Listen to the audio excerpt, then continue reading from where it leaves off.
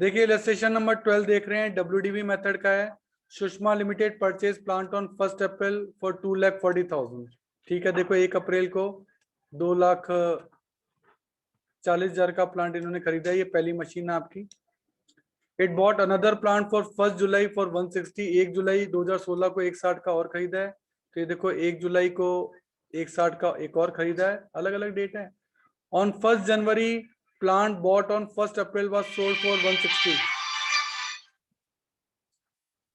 1 जनवरी 2018 वाला जो प्लांट है वो इन्होंने, अच्छा इन्होंने आगे भी लिखा है फ्रेश प्लांट पर purchase on the same date payment for this plant. अच्छा ये तो पेमेंट की डेट्स दी हैं।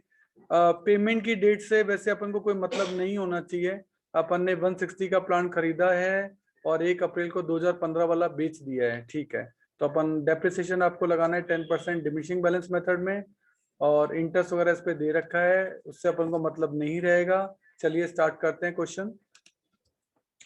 तो देखिए सबसे पहले 240 पे 10% का डिडक्शन लग गया 24 का, बाकी बचा 216। 216 यहाँ आ गया, एक मशीन और खरीद ली। अब 216 पे डिडक्शन लगेगा 21,600 का, और इस पे 160 पे डिडक्शन लगेगा। 1 जुलाई को चालू हुआ 31 मार्च, तो सब 9 मंथ्स का ही लगेगा, ध्यान रखना। तो 160 का 10% 9 मंथ्स के लिए ये लग गया डिडक्शन। 216 में से 21,600 लेस हुआ, बचा 194,400, एंड 160 में से 12,000 लेस हुआ तो बचा 148। ये टोटल हो गया, ये बैलेंस सीडी निकल गया। ये जो सीडी है अगले साल का क्या बन गया, बैलेंस बीडी बन गया।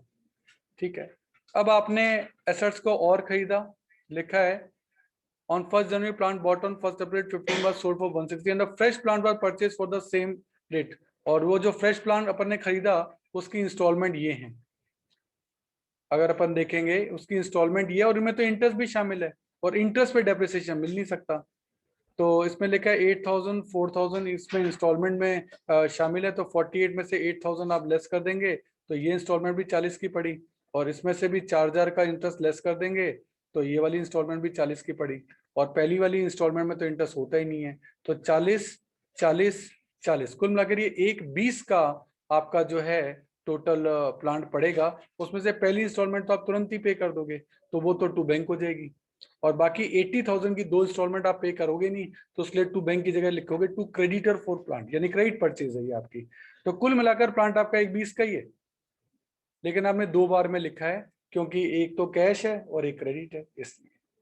तो कुल मिलाकर ये पूरा ट्रीटमेंट आपको करना पड़ेगा। अब पहला प्लांट आपने बेच दिया 1 जनवरी को, पहला प्लांट बेचा 1 जनवरी को 160 में। अब देखो पहला प्लांट था 194 का, 194,400, तो डेप्रिसिएशन कैसे लगेगा, 194,400 पर 10%, और 1 अप्रैल से लेके 1 जनवरी तक यानी 9 मंथ का डेप्रिसिएशन लगेगा, ये लगेगा 14,580 का। अब आप कैलकुलेशन कर सकते हो, 194,400 की आपकी एसेट है, उस पर 14,580 का डेप्रिसिएशन लग गया, तो ये बचा कितने का, 194,400 माइनस 14,580। इसकी बुक वैल्यू आज की डेट में बची है 179,820, और ये एसेट को आपने बेच दिया 160 में। तो 179 की चीज 160 में बेच रहे हो तो आपको 19,820 का लॉस हो गया, इसीलिए 19,820 का लॉस यहाँ आपका लगा है। ये तीनों कैलकुलेशन इस तरीके से हुई है। और 148 की एसेट पे तो कुछ हुआ ही नहीं, तो इसका तो सीधे ही 10% डिडक्शन लग जाएगा। और एक ये 120 की एसेट आपने और खरीदी है, देखो वैसे पेमेंट तो आपने 40 किया है, लेकिन डेप्रिसिएशन एसेट तो बिजनेस में जो यूज आएगी पूरी यूज आएगी। ये थोड़ा ना कि 1/3 प्रॉपर्टी यूज आ रही है, प्रॉपर्टी तो पूरी यूज आएगी। आप पेमेंट आपने पूरा नहीं किया, लेकिन अंडर द गवर्नमेंट रूल अगर आपने कोई एसेट खरीदी है तो डेप्रिसिएशन आपको पूरी वैल्यू पे ही मिलेगा। तो 120 का 10% ये हो गया 12,000, और उसमें भी केवल 3 महीने का, क्योंकि 1 जनवरी को तो खरीदी है, 1 जनवरी को तो खरीदी है, तो 3 ही महीने का डेप्रिसिएशन लगा, 3,000, टोटल डेप्रिसिएशन हो गया 17,800।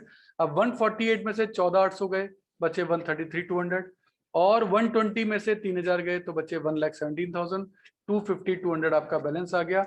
इस तरीके से इस एसेट्स की पूरी अकाउंटिंग जो है वो आपकी होगी। तो इस क्वेश्चन में समझने वाली जो बात है ना वो क्या है कि जो इंस्टॉलमेंट दे रखी है इसमें दूसरी और तीसरी इंस्टॉलमेंट में इंटरेस्ट इंक्लूड है, तो वो इंटरेस्ट लेस करके आपको उसकी एग्जैक्ट वैल्यू कैलकुलेट करनी पड़ेगी, जो कि हमें पता लगी कि हाँ भाई 40,000 तो ये वाले हैं, 40 ये वाले इंटरेस्ट लेस करने के बाद और 40 ये वाले इंटरेस्ट लेस करने के बाद। तो ये 340 जुड़े तब जाके आपकी एसेट जो है वो 120 बैठी, ये टोटल 120 बैठा है। उसमें से 40 आपने पे कर दिए, उसके लिए आपने टू बैंक लिखा, और 80 आपने अभी तक पे नहीं किया तो उसके लिए लिखा क्रेडिटर फॉर प्लांट। इस तरीके से पूरा काम हुआ। तो नई चीज केवल यही है कि इंटरेस्ट के ऊपर डेप्रिसिएशन नहीं लगता, और बाकी क्रेडिट और कैश परचेज दोनों आपने यहाँ दिखाई है। तो देखिए अब जो अपन टॉपिक चालू करने वाले हैं ये प्रोविजन फॉर डेप्रिसिएशन के लिए, इसके लिए मैं इलस्ट्रेशन नंबर 17 ले रहा हूँ। एस्टिमेटेड परचेज 1 अप्रैल 2015 को सेकेंड हैंड प्लांट लिया 4 लाख का, और उस पर 80,000 रुपए और 20,000 रुपए के तुरंत खर्चे भी कर लिए ओवरऑलिंग और इंस्टॉलेशन के। तो 4 lakh plus 80,000 plus 20,000 total plant आपका पड़ गया 5 लाख का। इसने क्या इस चीज को टोटल को अलग अलग लिखा है, और मैं आपको हमेशा कहता रहा हूं कि इनको अलग अलग लिखने की बजाय एक साथ लिखो, 5 लाख का अपन लें। फिर 1 अक्टूबर 2018 को प्लांट ऑब्सोलीट हो गया। ऑब्सोलीट का मतलब होता है आउट ऑफ ट्रेंड हो गया, मतलब वो अब काम का नहीं रहा और हमने उसको बेच दिया 2 लाख में। डेप्रिसिएशन 10% एसएलएम मेथड में है, ओरिजिनल कॉस्ट मेथड। ये डब्ल्यूडीवी भी हो सकता था अगर क्वेश्चन में कहते। अकाउंट जो क्लोज हो रहे हैं वो 31 मार्च को क्लोज हो रहे हैं, ऐसा लिखा है। क्वेश्चन को आपको 2 तरीके से करना है, एक provision for depreciation account is not maintained और एक कह रहा है मेंटेन्ड। तो नॉट मेंटेन वाला तरीका तो अपन को आता है, फिर भी मैं रिपीट कर देता हूँ। 5 लाख की एसेट है, उस पर 10% डेप्रिसिएशन 50,000 का लगा, बचा कितना 450। 450 सीडी है, बीडी बन जाएगा। फिर 50 का डेप्रिसिएशन लगा तो बचा कितना 4 लाख, ये सीडी बीडी बन जाएगा। फिर 50 का डेप्रिसिएशन लगा, बचा कितना 350, ये सीडी बीडी बन जाएगा। और इस साल आपने इसको 1 अक्टूबर को भेज दिया, नहीं 6 महीने बाद भेज दिया, तो अब 6 महीने का इस पे डेप्रिसिएशन लगना चाहिए। पूरे साल भर का जो डेप्रिसिएशन लग रहा था 50,000 लग रहा था, तो 6 महीने का लगेगा 25,000। अब सोचो कि जो एसेट साल के शुरू में, इस साल के शुरू में 3,50,000 की थी, उस पे 6 महीने का डेप्रिसिएशन और लग गया 25,000 रुपए। तो आज की डेट में उस एसेट्स की वैल्यू हो गई है 3,25,000, और 3,25,000 की चीज को आपने बाय बैंक 2 लाख में बेच दिया। तो कम में बेचा, तो 1,25,000 का आपको क्या हो गया, लॉस हो गया। 1,25,000 का आपको लॉस हो गया, इसीलिए by loss on sale of लिखा है। आप बाय P&L या स्टेटमेंट ऑफ P&L भी 1,25 का लिख सकते हैं। ये तो तब है जब आपका provision for depreciation account not maintained है। मैंने यहाँ provision for depreciation not maintain किया तो ये नॉर्मल तरीके से हुआ। अब हम इसी क्वेश्चन को करेंगे अगर provision for depreciation account maintain किया जाए, उस चीज को करेंगे। तो पहले यहाँ तक का टॉपिक आपको अच्छे से आना चाहिए। अब इसी क्वेश्चन को अपन provision for depreciation account maintain करते हुए करेंगे, तो कैसे करेंगे देखो। इस कंडीशन में क्या होता है, आपने प्लांट वही 5 लाख का खरीदा, डेप्रिसिएशन नहीं लगाना है, बैलेंस सीडी वही 5 लाख, सीडी बीडी 5 लाख, फिर सीडी 5 लाख, मतलब कोई डेप्रिसिएशन तो लग नहीं रहा, तो वो 5 लाख का बैलेंस ही जो कैरी ऑन हो रहा है। फिर सीडी 5 लाख, फिर बीडी 5 लाख, मतलब चौथे साल तक आप पहुंच गए, डेप्रिसिएशन लगाया ही नहीं। तो क्या इसका डेप्रिसिएशन नहीं लगाया, नहीं, डेप्रिसिएशन हमने लगाया। कहाँ लगाया, उसके लिए एक सेपरेट अकाउंट मेंटेन किया जाता है, that's called provision for depreciation. ये रहा वो प्रोविजन फॉर डेप्रिसिएशन, यानी पहले आपको प्रोविजन फॉर डेप्रिसिएशन अकाउंट बनाना पड़ेगा। और जो बाय डेप्रिसिएशन आप पहले यहां लगाते थे, आप लिखते थे यहां लिखते थे पहले बाय डेप्रिसिएशन, प्लांट अकाउंट में यहां लिखते थे आप बाय डेप्रिसिएशन। अब आपको यहां नहीं लिखना, अब वही बाय डेप्रिसिएशन आपको कहां लिखना है, यहां लिखना है। डेप्रिसिएशन उतना ही है, उसमें नया कुछ नहीं आना है। ये 50,000 का बाय डेप्रिसिएशन लगा। प्रोविजन फॉर डेप्रिसिएशन आपकी लायबिलिटी है, और लायबिलिटी हमेशा क्रेडिट साइड से बढ़ती है, इसलिए पहला फिगर आपका यहां लिखा गया है, और डेबिट से घटती है। लायबिलिटी है, लायबिलिटी का जो तरीका होता है वो यही होता है। जबकि मशीनरी आपकी एसेट है, प्लांट आपका एसेट है, एसेट डेबिट से बढ़ता है, इसलिए पहला फिगर यहाँ लिखा गया, और क्रेडिट से कम होता है। तो अकाउंट का नेचर आपको पता होना चाहिए कि कौन से नेचर में अपन चल रहे हैं। अब ये डेप्रिसिएशन आपका 50,000 लग गया, और कुछ है नहीं, तो बैलेंस सीडी निकला 50,000। ये सर्किल लगा रहा हूं, यानी ये कैसे निकला है, बैलेंसिंग फिगर। ये सीडी अब बीडी बनेगा। अगले साल का डेप्रिसिएशन फिर लगा आपको 50,000। अब टोटल डेप्रिसिएशन कितना हो गया, 1 लाख, तो बैलेंस सीडी कितना निकला, 1 लाख। बैलेंस सीडी हमेशा 31 मार्च को निकलता है, 1 लाख रुपए निकल गया। ये सीडी फिर बीडी बना, 1 लाख यहां आ गया। फिर 50,000 का डेप्रिसिएशन लगा, तो अब बैलेंस सीडी का डेप्रिसिएशन हो गया 1,50,000। 3 सालों का टोटल डेप्रिसिएशन, हर साल 50-50 लगा, तो 3 सालों में कितना हो गया, 1.5 लाख। और ये बैलेंस बीडी बन गया 1,50,000। अब आखिरी साल आ गया, आखिरी साल आपका जो डेप्रिसिएशन है 6 महीने का ही लगा, तो फिर वो 25 ही लगा है। अब टोटल डेप्शन हो गया 175 और अब ये मशीन बिक गई है तो अब बैलेंस शीट ही नहीं निकल सकता। बैलेंस शीट तो तब होता जब नहीं बिकती। अब ये इसका टाइम आ गया ट्रांसफर होने का। अब ये ट्रांसफर होगा प्लांट अकाउंट में, यानी डेप्रिसिएशन उस साल में ट्रांसफर होता है जिस साल में एसेट को सेल किया जाए। इस साल आप लिखेंगे टू प्लांट 1,75,000, आप डेप्रिसिएशन को ट्रांसफर कर रहे हो प्लांट अकाउंट में। तो यहाँ लिखा है टू प्लांट, तो प्लांट में क्या लिखोगे, बाय प्रोविजन फॉर डेप्रिसिएशन 175। ये यहां से आया, देखो यहां से आया ये 175 आपका यहां आया है। अब इससे आपकी वही प्लानिंग वापस से बन गई कि जो एसेट आपकी 5 लाख की थी उस पे आपका डेप्रिसिएशन आज तक लग चुका है 175, इकट्ठा किया हुआ एक साथ 4 साल का डेप्रिसिएशन, 3.5 साल का डेप्रिसिएशन। ये एसेट्स हो गई 325 की, 325 की, और आपने इसको बेच दिया कितने में, 2 लाख में। तो आपने इसे कम में बेचा तो 125 का क्या हो गया, लॉस हो गया। इसीलिए लॉस की जगह बाय P&L लॉस दिखाएंगे 125 का।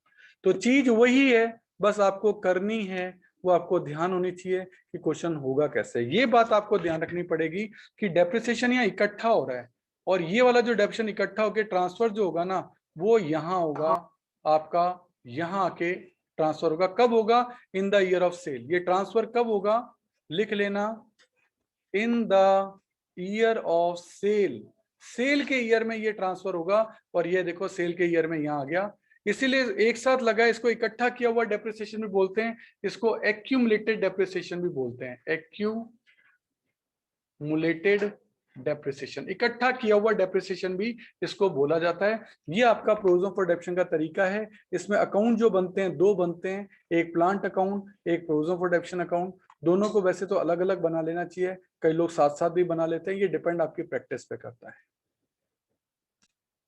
देखो इसका प्रोसीजर समझ लो। प्रोविजन फॉर डेप्रिसिएशन में पहली एंट्री क्रेडिट में होती है, यहाँ बाय डेप्रिसिएशन, और फिर आपका बैलेंस यहाँ निकलता है, फिर ये बैलेंस यहाँ कैरी ऑन होता है, फिर डेप्रिसिएशन लगा, टोटल हो गया 1 लाख, फिर यहाँ बैलेंस शीट ही निकला। तो ये जितने भी बैलेंस शीट है ना, ये बैलेंसिंग फिगर में निकल रहे हैं, यानी क्रेडिट माइनस डेबिट करेंगे तो ये 1 लाख आ गया, क्रेडिट माइनस डेबिट, डेबिट में 0 है तो आ गया 1,50,000। ये इस तरीके से आया। प्रोसीजर क्या है कि आपके प्रोविजन फॉर डेप्रिसिएशन में अमाउंट इकट्ठा होता जाता है, इकट्ठा हो रहा है, लेकिन उसको मशीन में नहीं डालना। कब डालना है, इन चारों का टोटल करो, इनको मशीनरी अकाउंट में ले जा, तब ले जाना है जब ईयर ऑफ सेल हो। जब ईयर ऑफ सेल हो तब ले जाना है, नहीं तो ले जाना ही नहीं है। इसीलिए मैं किसी भी साल में डेप्रिसिएशन नहीं ले गया, पर इस साल में ले गया क्योंकि ये ईयर ऑफ सेल है। इसको प्लांट में ट्रांसफर किया और प्लांट में मैं इसको यहाँ ले आया। तो in the year of sale एक साथ डेप्रिसिएशन 175 का एक साथ चार्ज किया गया। हर साल चार्ज नहीं किया, एक साथ 175 का चार्ज किया। पहले भी 175 ही चार्ज था, पर पहले किस्तों में था, धीरे धीरे हुआ था। ये देखो पहले हुआ 50 यहाँ हुआ, फिर 50 यहाँ हुआ, फिर 50 यहाँ हुआ और फिर 25 यहाँ हुआ, ये हो गया 175। यहाँ अलग अलग ईयर में हुआ, जबकि प्रोविजन फॉर डेप्रिसिएशन में वो इस साल तो हो ही नहीं रहा, वो एक साथ हो रहा है। इतने दिन तक वो यहाँ इकट्ठा हो रहा है, ये देखो यहाँ इकट्ठा हो रहा है, ये इकट्ठा हो रहा, और फिर इकट्ठा होके वो फिर वो यहाँ से ट्रांसफर होकर यहाँ एक साथ आ जाता है। ये प्रोविजन फॉर डेप्रिसिएशन का प्रोसीजर है, आपको इसको इसी तरीके से ही याद करना पड़ेगा। देखिए अगर ये तो सेल के ईयर में ही ट्रांसफर होगा, ये बात आपको याद रखनी है। अगर ये सेल नहीं होता तो ये अकाउंट और अनसर्टेन पीरियड तक आगे चलता जाता, और ये अकाउंट भी 5 लाख के तौर पे ही आगे चलता जाता है, इसमें कोई चेंज नहीं होता अगर ये सेल नहीं होता तो। पर आपके क्वेश्चन तो सेल का ही आना है, इसलिए सेल होगा ही होगा, ये बात तय है। तो देखिए अब अपन देख रहे हैं इलस्ट्रेशन नंबर 18। इसमें आपने एक मशीनरी परचेज की है 2 लाख की, और मशीनरी बाद में ऑब्सोलीट हो गई तो उसे 90,000 में बेच दिया 2015 में, खरीदी 2012 में थी, तो 3 साल बाद फर्म डेप्रिसिएशन लगाती है 10% WDV और अकाउंट्स क्लोज होते हैं 31 मार्च को।